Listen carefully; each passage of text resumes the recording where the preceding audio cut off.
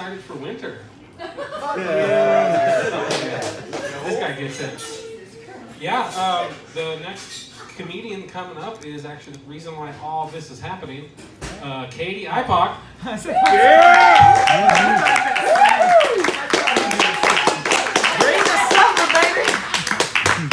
Leave it to Stuart to tell a story about having a migraine that still sounds like a redneck Oprah. I was performing in Prineville's Pride Sunday, and so I've been reflecting a lot on being an ally. And I've realized that as an ally, I'm less angry in general than people who aren't allies. And I think that's because I am only mad at straight white men. Right? Where non-allies are mad at everyone. Like, talk about a road that's like worst for your blood pressure. You know what I mean? Like, I feel like non-allyhood has done more for heart attacks, strokes, and impotence than like coffee and cigarettes ever has. I feel like as an ally, I have the best excuse for never achieving my goals. You know, like, I'm sorry, I can't accept that opportunity. It should be given to someone from an underrepresented community.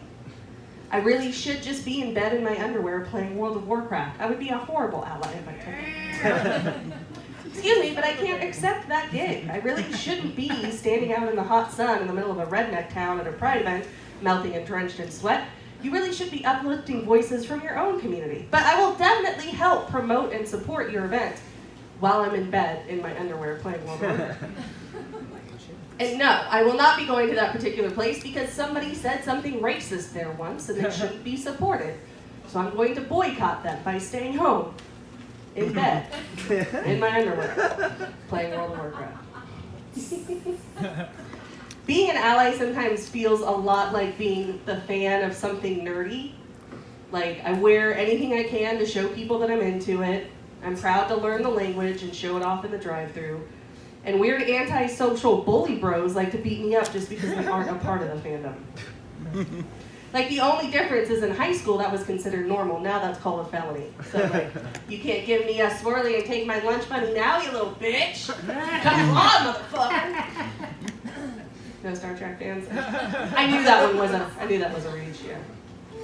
But I mean, it's not all lying in bed. Like, being an ally does mean sometimes putting yourself between a member of the LGBT plus or BIPOC community and someone who wants to harm them. You know, like the police or the Proud Boys or that weird uncle that hasn't realized the 1950s are over.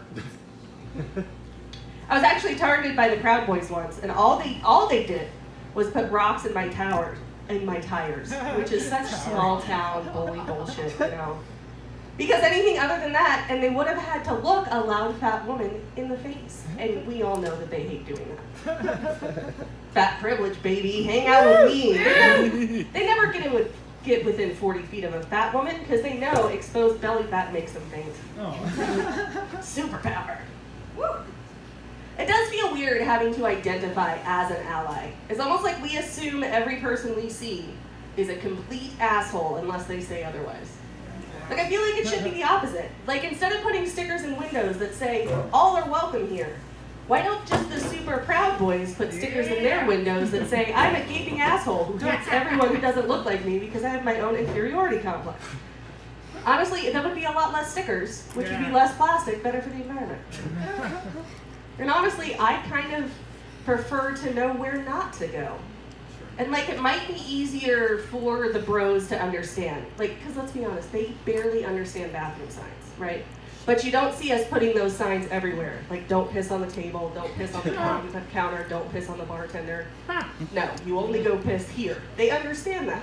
So maybe we can just make signs to show them where they can sling their piss around, and we can avoid going there because their piss smells like asparagus and ammonia.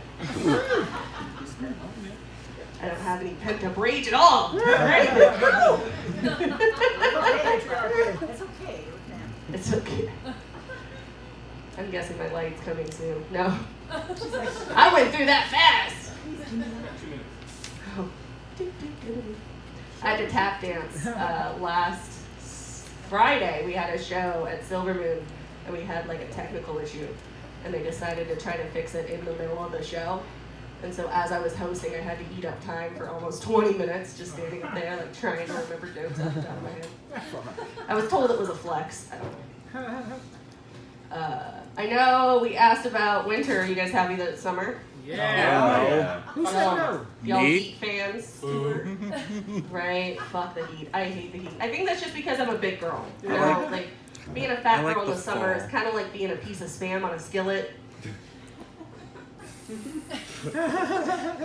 Like, don't get me wrong, I'm sizzling hot, but like, not everyone admits that they want to eat it.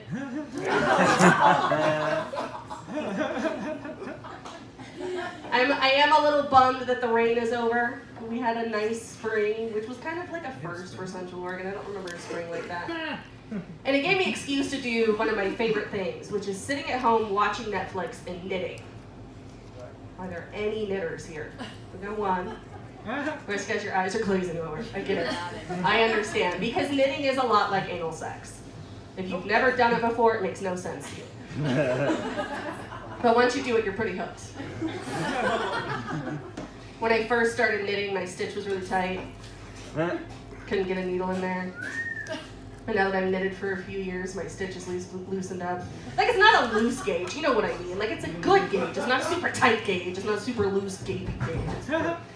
He understands. Tension's important. The right, you don't want it too tight, you don't want it too loose, the perfect tension. You know. Guys, my name is Katy Ipock. Thank you so much. Yeah!